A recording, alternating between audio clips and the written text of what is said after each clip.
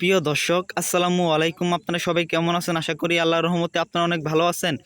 বন্ধুরা, দেখতে পাচ্ছেন আমি আপনাদের মাঝে একটি ঔষধি গাছের শিকড় নিয়ে হাজির হয়েছি। বন্ধুরা, এই ঔষধি গাছের শিকড়টি এতই কার্যকরী যে যারা বন্ধুরা আপনারা কিন্তু যৌবনকালে অতিরিক্ত মাস্টারবেশন করার কারণে কিন্তু আপনাদের মিশিংকে একবারে দজভঙ্গ করে ফেলেছেন এবং আপনাদের মালকে একবার পানির মতো পাতলা বানায় ফেলছেন, বা আপনাদের স্ত্রীর সাথে সহবাস করতে গেলে কিন্তু আপনাদের 2 থেকে 3 মিনিটের মধ্যে আপনাদের মাল বের হয়ে যায়। তারা যদি ঔষধি গাছের শিকড়টি যদি আপনারা একটানা 7 দিন সেবন করেন, 7 দিনের মধ্যে আপনারা কার্যকারিতা পেয়ে যাবেন। বন্ধুরা, আপনারা কিন্তু ডাক্তার কবিরাজের কাছে হাজার হাজার টাকা পয়সা নষ্ট করেছেন, তারপরেও কিন্তু আপনারা কোনো সুচিকিৎসা পাচ্ছেন না। আপনারা ডাক্তারের কাছে যে সমস্ত ট্যাবলেট খেয়ে আপনাদের স্ত্রীর সাথে আপনারা সহবাস করেন, এক সময় দেখবেন যে ওই সমস্ত ট্যাবলেটে আর কোনো কাজ করছে না। তখন কিন্তু আপনি চাইলেও আপনার স্ত্রীর সাথে আপনি দীর্ঘ সময় সহবাস করতে পারবেন না। আপনার স্ত্রীর কাছে কিন্তু আপনি একজন লজ্জিত পুরুষ হয়ে থেকে যাবেন। আপনার স্ত্রীর কাছে যদি আপনি একজন টাইগার পুরুষ হতে চান, তাহলে ঔষধি গাছের এই শিকড়টি আপনাদের অবশ্যই সেবন করতে হবে।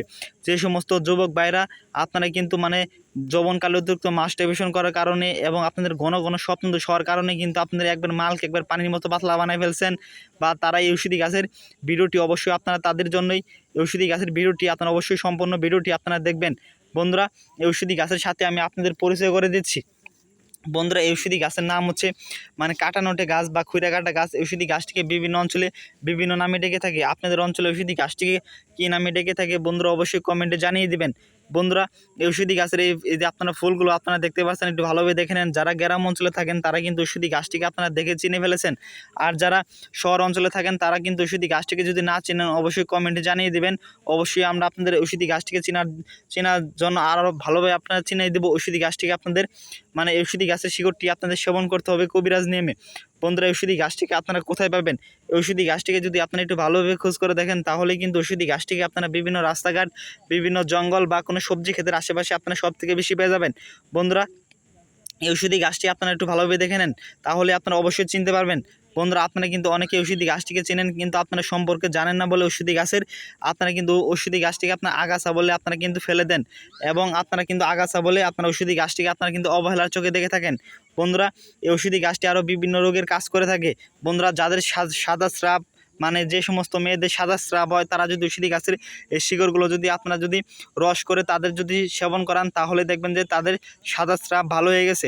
সকালবেলায় খালি পেটে সেবন করতে হবে।